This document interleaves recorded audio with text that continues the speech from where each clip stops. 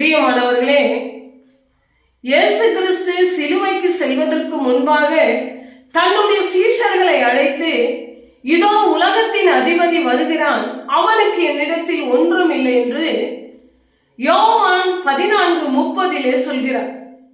கிறிஸ்து இந்த வார்த்தையை சொல்வதின் காரணம் அவருடைய பரிசுத்தம் உச்ச நிலையில இருக்கிறது என்பதை வலியுறுத்துகிறது. தேவனுடைய பிள்ளைகளாகிய நம்முடைய வாழ்க்கையில நம்முடைய பரிசுத்தம் எந்த நிலையில இருக்கிறது என்பதை நாம் நிதானிக்க வேண்டும். உதாரணமாக, இந்த உலகத்திலே ஒரு பொருட்களை அளக்க வேண்டுமானால் மெஷர்மெண்ட் தேவைப்படுகிறது, அளவுகோல் தேவைப்படுகிறது. அதே போலதான் ஆவிக்குரிய வாழ்க்கையில நம்முடைய பரிசுத்தம் எந்த நிலையில இருக்கிறது என்பதை அறிந்து கொள்ள வேண்டுமானால் தேவன் சொன்ன இந்த வார்த்தையை நாம் நிதானிக்க வேண்டும். இயேசு கிறிஸ்து இந்த உலகத்தில் இருந்த பொழுது சாத்தான் பலவிதமான சோதனைகளை அவரிடத்தில் கொண்டு வந்தார்.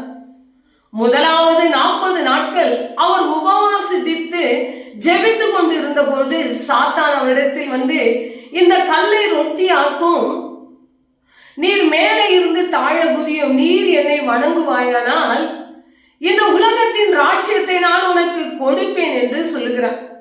கிறிஸ்து சாத்தானை தேவனுடைய வார்த்தையின் மூலம்தான் மேற்கொண்டார். இரண்டாவதாக, மனிதர்களை கிறிஸ்துவுக்கு எதிராக எழுப்பும்படி சாத்தான் முயற்சி செய்தான். பரிசேயர்களும் சதுசேயர்களும் மத போதகர்களும் இயேசு கிறிஸ்துவை அவமானப்படுத்த வேண்டும் என்பதற்காகவும் இயேசு கிறிஸ்துவை குற்றம் சுமத்த வேண்டும் என்பதற்காகவும் அவர் பின்னாலே அவர்கள் அலைந்து திரிந்து கொண்டிருந்தார்கள். இருந்த பொழுதிலும் கூட கிறிஸ்து சத்தியத்தை அவரிடத்தில் விட்டு கொடுக்கவே இல்லை. மூன்றாவதாக, மனிதனுடைய பலவீனத்தின் மூலம் கிறிஸ்துவிடத்தில் சோதனையை கொண்டு வருகிறான். பேதுரு கிறிஸ்து சிலுவைக்கு போகும் பொழுது, நீர் சிலுவைக்கு போக வேண்டாம் என்று மறுதலித்தார். ஏனெனில் பிதாவின் சித்தம் அங்கே நிறைவேறக்கூடாது என்பதுதான் சாத்தானின் திட்டம். அதனால்தான் பேதுருவின் மூலம் அவன் செயல்பட்டான். அதோடு நின்று விடவில்லை. கிறிஸ்துவுடனே கூட இருந்த யூதாஸ் காரியோத்தை பண ஆசையின் மூலம் தூண்டி கிறிஸ்துவுக்கு எதிராக அவன் எழும்பும்படி முயற்சி செய்கிறான். இயேசு கிறிஸ்துவோ பிதாவின் சித்தத்தை செய்யக்கூடாதபடி ஏற்பட்ட எல்லா தடைகளையும் அவர் அங்கே உடைத்தெறிகிறார். இயேசு கிறிஸ்து நான்காவதாக கெத்செமனே தோட்டத்தில் அவர் ஜெபித்துக் கொண்டிருந்த பொழுது, தனிமையிலும் வேதனையிலும் துக்கத்திலும் இருந்த பொழுதும் கூட, என் சித்தம் அல்ல பிதாவின் சித்தம் நிறைவேறட்டும் என்று அங்கே தன்னை விட்டு கொடுக்கிறார். அதோட சாத்தான் நின்று விடவில்லை. ஐந்தாவதாக, கிறிஸ்து சிலுவையிலே மரண தருவாயில் நின்ற பொழுது கூட அவரை கேலியும் பரிகாசம் செய்ய வேண்டும் என்பதற்காக, நீர்தான் தேவனுடைய குமாரன், நீரே உன்னை ரட்சித்துக்கொள், சிலுவையிலிருந்து கீழே இறங்கி வா என்று பரிகாசமும் கேலியும் செய்தார்கள். அப்பொழுது கூட கிறிஸ்து சகித்து கொண்டு மௌனமாக நின்றார். அங்கே அவருடைய வல்லமையை அவர் பயன்படுத்தவே இல்லை.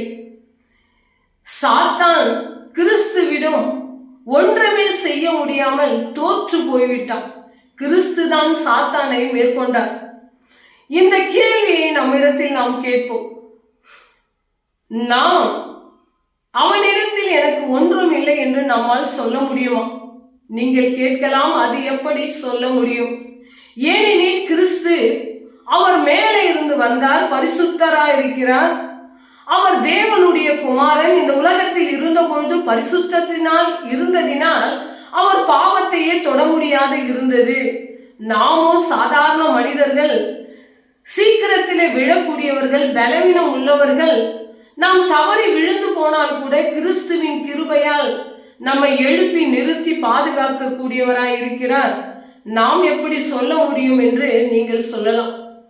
ஏனெனில் நம்முடைய குற்றங்களையும் பாவங்களையும் நாம் நியாயப்படுத்திக் கொள்வதற்காக நாம் பேசக்கூடிய ஆறுதல் வார்த்தை தான் அது. பிரியமானவர்களே, தயவு செய்து புரிந்து கொள்ளுங்கள். கிறிஸ்து இந்த உலகத்திலே இருந்த பொழுது அவர் மனிதனாக தான் இருந்தார். முழு மனிதனாக மட்டும்தான் இருந்தார். அவர் எந்த வல்லமையும் தேவனுடைய வல்லமையும் அவர் பயன்படுத்தவே இல்லை. அவர் தேவனுடைய ஜீவ வார்த்தையின் மூலம்தான் சாத்தானை மேற்கொண்டார். சாத்தான் எப்பொழுதுமே தேவனுடைய பிள்ளைகளை சோதிக்க வேண்டும் என்பதிலே அவன் மிகவும் முயற்சி செய்து கொண்டிருப்பான். உதாரணமாக இந்த உலகத்திலே நீங்கள் பாருங்கள், நம்ம வீட்டிலே இருப்பவர்கள், நம் குடும்பத்தில் இருக்கிற பிள்ளைகளை நாம் உற்று கவனிப்பதை காட்டிலும் மற்ற வீட்டு பிள்ளைகளை உற்று கவனிப்பதிலே பல பேருக்கு மிகவும் அதிக ஆர்வம் உள்ளவர்களாய் இருப்பார்கள். அதே போலதான் சாத்தானும் கூட அவனுடைய பிள்ளைகள் செய்கிற தவறுகள், குற்றங்களை அவன் கண்டுபிடிக்காமலும் விட்டு விடுவான். தேவனுடைய பிள்ளைகள் எங்கே தவறுவார்கள், சிறிய தவறு செய்வார்கள், அவர்களை குறித்து தேவனிடத்தில் குறையும் குற்றம் சொல்லலாம், நம்மை நியாயம் தீர்க்கலாம் என்பதற்காக சாத்தான் எப்பொழுதும் நம் பின்னே வகை தேடிக்கொண்டு இருப்பான். ஏனெனில் அவனுக்கு தெரியும் யார் யார் எப்படி பலவீனம் உள்ளவர்கள் என்பது. அதனால்தான் அவன் உலகத்தின் ஆசைகளை கொண்டு வரான், பயத்தை கொண்டு வருகிறான், நமக்கு எதிராக பல எதிரிகளை எழுப்பி நிறுத்துகிறான். நம் வாழ்நாளெல்லாம் அதிகமாக சோதனைக்குள்ள நம்மை வழி நடத்தி கொள்ளும்படி அவன் கிரியை செய்கிறான். பிரியமானவர்களே, கிறிஸ்து சிலுவையில எப்படி சாத்தானை மேற்கொண்டு இந்த உலகத்தை ஜெயித்தாரோ அதே போல இந்த உலகத்தை ஜெயிக்க வேண்டும் என்பதற்காக தான் கிறிஸ்து நம்மை அழைத்திருக்கிறார். ஒருவேளை நாம் கேட்கலாம், சாத்தான் நம்மிடத்தில் வந்து நமக்கு ஒரு சோதனையை கொண்டு வருகிறான் என்றால் அதில் நாம் விழுந்து போவோமா, அதிலிருந்து நாம் தப்பித்துக் கொள்வோமா என்று. உதாரணமாக பொய்களை கொண்டு வருகிறான், பேராசையை கொண்டு வருகிறான், மன்னிக்காத மனத்தை கொண்டு வருகிறான், உலக ஆசைகளை கொண்டு வருகிறான் என்றால் அதிலே நாம் சிக்கிக் கொள்வோமா, அதிலிருந்து வெளியே வருவோமா என்று நம்மை நாம் நிதானிக்க வேண்டும். தேவனுடைய பிள்ளைகளாகிய நாம் தேவன் எப்படி மேற்கொண்டாரோ அப்படிதான் நாமும் மேற்கொள்வோம் என்பதுதான் இங்கே நமக்கு தேவன் கற்பித்திருக்கிறார். ஒரு தகப்பனுடைய சொத்துக்கள், சுதந்திரங்கள், உரிமைகள் எல்லாமே பிள்ளைகளுக்கு மட்டும்தான் போய் சேர வேண்டும். தகப்பனுடைய சுபாவம் தான் பிள்ளைகளிடத்திலும் காணப்படும். நாம் சயின்ஸ்ல சொல்லுகிறார்கள், ஜீன் என்று சொல்கிறார்கள். தகப்பன் தாயுடைய ஜீன் தான் பிள்ளைகளுக்கு என்று. நம்முடைய தகப்பனாகிய கிறிஸ்து அவருடைய விலையேற பெற்ற இரத்தத்தினால் நம்மை மீட்டதினால், நாம் அவர் இரத்தத்திலே இருக்கிறதினால் அவருடைய சுபாவங்கள் தான் நம்மிலே இருக்க வேண்டும். பிரியமானவர்களே, ஒரு நாளும் நாம் சாத்தான் இடத்திலே விலை போய்விடக் கூடாது. ஏனெனில் அவன் எப்பொழுதும் கிறிஸ்துவை சோதித்ததை போலதான் நம்மையும் கூட அவர் பிள்ளைகளை சோதிப்பான். ஆனால் கிறிஸ்து எப்படி மேற்கொண்டாரோ அதே போலதான் நாமும் மேற்கொள்ள வேண்டும் என்பதற்காக தான் கிறிஸ்து நமக்கு கற்பித்திருக்கிறார். கிறிஸ்துவுக்குள்ள நாம் எப்பொழுதும் உண்மையாக இருக்க வேண்டும். 2 கொரிந்தியர் 6:14-15 வாசிக்கும் பொழுது, தேவனுக்கும் பேலியாளுக்கும் சம்பந்தம் ஏது? இரவுக்கும் ஒளிக்கும் சம்பந்தம் ஏது? நீதிக்கும் அநீதிக்கும் ஐக்கியம் ஏது என்று நாம் வாசிக்கிறோம். இங்கே பேலியாளான சாத்தானுக்கு நாம் சம்பந்தப்பட்டவர்கள் அல்ல. பிரியமானவர்களே, இயேசு கிறிஸ்து ஒளியில இருக்கிற தேவனுக்கு சம்பந்தப்பட்டதினால் பேலியாளான சாத்தானின் இருளில் நாம் சம்பந்தப்பட்டவர்கள் அல்ல.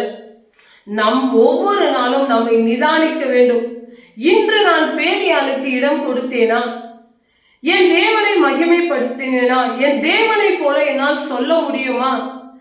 இதோ உலகத்தின் அதிபதியான சாத்தானுக்கு என்னிடத்தில் ஒன்றும் இல்லை என்று கண்டிப்பாக நம்மால் சொல்ல முடியும். பிரியமானவர்களே, அதற்காக தான் தேவன் இந்த உலகத்தில் சாத்தானை மேற்கொண்டார்.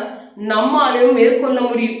நாம் சாத்தானுக்கு இடம் கொடுக்காமல் தேவனுடைய வார்த்தையிலே நாம் நிலைத்திருந்து ஒளியிலே வாழ்கிற நாம் இருளுக்கு இடம் கொடுக்காமல் பரிசுத்தத்தை பாதுகாக்க வேண்டும் என்பதை மறந்து விடாதீர்கள். கர்த்தர் தான் இந்த வார்த்தைகள் எல்லாம் ஆசீர்வதிப்பாராக. பிதாவாகிய தேவனாலும் கர்த்தராகிய இயேசு கிறிஸ்துவினாலும் உங்களுக்கு கிருபையும் சமாதானமும் உண்டாவதாக. ஆமென்.